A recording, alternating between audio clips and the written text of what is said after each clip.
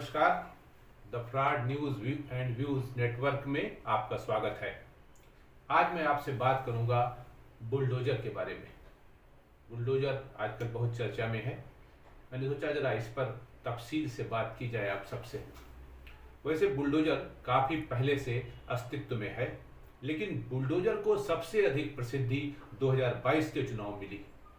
हालत ये हो गई कि भाजपा की जो सभाएं होती थी और जिसमें मुख्यमंत्री योगी आदित्यनाथ जी को जाना होता था, वहां चुनाव सभा के स्थान पर बुलडोजर खड़ा किया जाता था। उस वक्त एक वीडियो भी वायरल हुआ था जिसमें मुख्यमंत्री योगी आदित्यनाथ चुनाव प्रचार में अपने साथ चल रहे पत्रकार को ये कहते हुए दिखाई देते हैं कि वो देखो, रैली में बुलडोजर खड़ा है। वहाँ देखो बुलडोजर भी खड़े हैं मेरी सभा में। वहाँ देखो। ये तो हुई बुलडोजर की बात, जिसका काम बिल्डिंग को गिराना है, अवैध कब्जों को हटाना है और जमीन को समतल करना है। लेकिन मैं जो कहने जा रहा हूं वो थोड़ा अलग है। इस अलग को समझने के लिए मशहूर डाकू रत्नाकर के बारे में आपको जानना होगा। रत्नाकर एक मशहूर डाकू था। वो जंगल में रहता था और उधर से निकलने वाले लोगों को लूट खसोट करता था और उनकी एक उंगली भी काट लेता था। उसका ये काम सालों साल चलता रहा और वो अपनी धुन में डकैती डालता रहा, लोगों को लूटता रहा और अपने परिवार की जो लूट की कमाई आती थी उससे परवरिश करता रहा। एक बार की बात है, नारद मुनि उधर से निकले। डाकू रत्नाकर ने उनको भी रोक दिया। डाकू रत्नाकर उनको लूटता उससे पहले नारद मुनि ने उससे एक सवाल किया और कहा कि जो तुम लूटपाट करते हो ये क्यों करते हो, किसके लिए करते हो। डाकू रत्नाकर ने कहा कि अपने परिवार का पालन पोषण भरण पोषण करने के लिए मैं ऐसा करता हूं और करता भी रहूंगा। नारद मुनि ने कहा कि तुम मुझे एक पेड़ से कस के बांध दो और जाकर अपने परिवार वालों से पूछो कि जो तुम ये कर रहे हो वे उसमें तुम्हारे साथ हैं कि नहीं। रत्नाकर डाकू को नारद मुनि की बात समझ में आई और उन्होंने नारद मुनि को एक पेड़ में कस के बांध दिया और घर की ओर भागे। घर पहुंचते ही उनके सामने उनकी पत्नी आ गई। उसने सवाल किया कि जब मैं लूट खसोट कर रहा हूं, इससे जो पैसा ला रहा हूं, जो धन ला रहा हूं, जो जेवर ला रहा हूं, क्या तुम इसमें मेरे साथ हो। पत्नी का जवाब था, आप इस परिवार के पोषक हैं, आपका काम है कि हम लोगों को खाने पीने की व्यवस्था करना, रहने की व्यवस्था करना, ये आपका दायित्व है। आप ये पैसा कैसे लाते हो, कहाँ से लाते हो, इसमें मेरा कोई सहभागिता नहीं आपके साथ। आप क्या करते हो ये आप जानो, लेकिन ये आपका कर्तव्य है, आपकी ड्यूटी है कि हमारा भरण पोषण आप करो।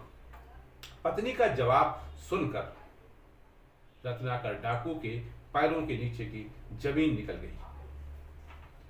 फिर वो जाके अपने पिता के पास गया और यही सवाल उनके सामने जड़ दिया।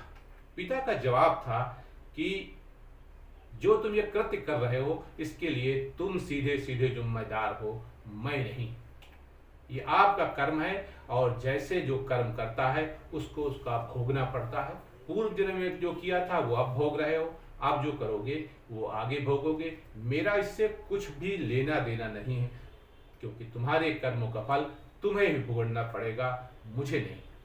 डाकू रत्नाकर ये सुनकर पगला गया और दौड़ा दौड़ा नारद मुनि के पास आया और उनके पैरों पर गिर गया।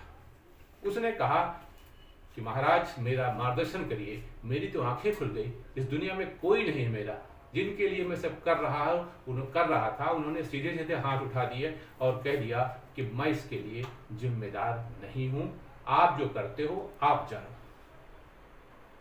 डाकू रत्नाकर की बात सुनकर नारद मुनि ने उनसे कहा कि आप राम राम कहते रहिए, राम राम का जाप करिए।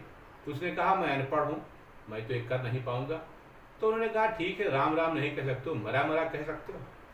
उसने मरा मरा कहते कहना शुरू किया। मरा मरा कहते कहते कहते कहते फिर राम राम मुंह से उसके निकलने लगा। और फिर आगे चलकर वही डाकू रत्नाकर ने महर्षि वाल्मीकि बनकर रामायण की रचना की। यह है समय का परिवर्तन और सोच का परिवर्तन। यहाँ मेरा मूल प्रश्न समाज, सरकार और अदालत से ये है कि जिन कल्प्रिट्स के मकान सरकार बुलडोजर से गिराने का आदेश देती है, क्या वो घर या वो मकान या वो कोठी सिर्फ उसी व्यक्ति की है जिसके विरुद्ध चार्जेज हैं? उसकी पत्नी, उसके बच्चे और उसके माता पिता का इसमें क्या दोष है जो उन्हें घर से बेघर कर दिया जाता है? वो तो उसके अपराध में उसके सहभागी थे नहीं, फिर उनके साथ ये बर्ताव क्यों? उन्हें घर से बेघर क्यों किया जाता है?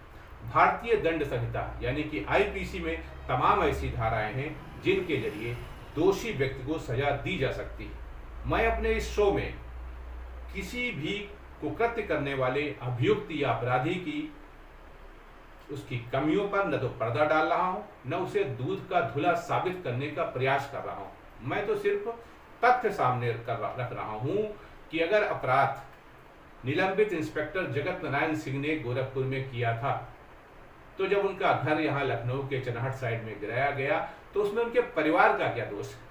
जगत नारायण सिंह के खिलाफ सख्त से सख्त कार्रवाई होनी चाहिए। उन्हें आजीवन कारावास हो, चाहे फांसी हो, कुछ भी हो।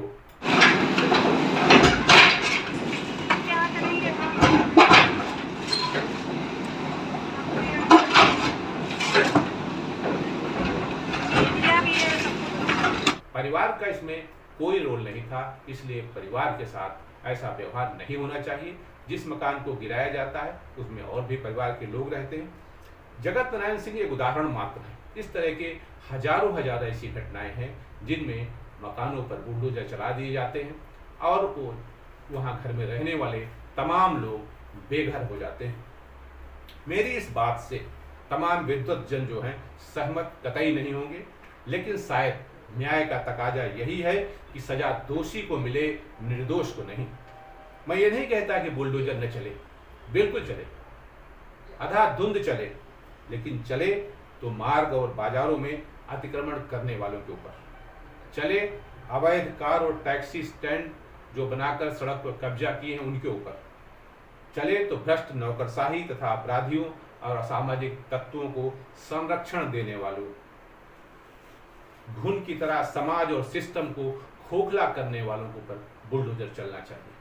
तालाबों और झीलों पर कब्जा करने वाले तथा कब्जा करवाने वाले दोनों पर बुलडोजर चलना चाहिए। अरे चलना है तो विकास प्राधिकरण तथा आवास विकास के उन अहलकारों, उन अधिकारियों के ऊपर चले, उन कर्मचारियों के ऊपर चले जो बिना नक्शा पास किए हुए बिल्डिंग बनाने की इजाजत देते हैं सिर्फ इसलिए कि उनको पैसा मिल रहा है। और जैसे ही सरकार दबाव पड़ता है, वही लोग जिन्होंने बिल्डिंग बनवाई थी वो आ जाते हैं आगे ये बताने के लिए कि ये अवैध है, इसका नक्शा नहीं पास है। फिर वो उस बिल्डिंग को जमींदोज कराने में अहम भूमिका निभाते हैं। लेकिन ये कहाँ का न्याय है कि बाप के कुकर्मों की सजा उसकी पत्नी और बच्चों को दी जाए? शायद डाकू रत्नाकर के साथ भी यही था। वो उसने जो सवाल अपनी पत्नी या अपने पिता से किया था वो भी यही सवाल था और यही उसका जवाब था कि माँ बाप को किसके कुकर्मों के, पुत्र के कुकर्मों की सजा क्यों मिले, क्यों मिलनी चाहिए। नमस्कार।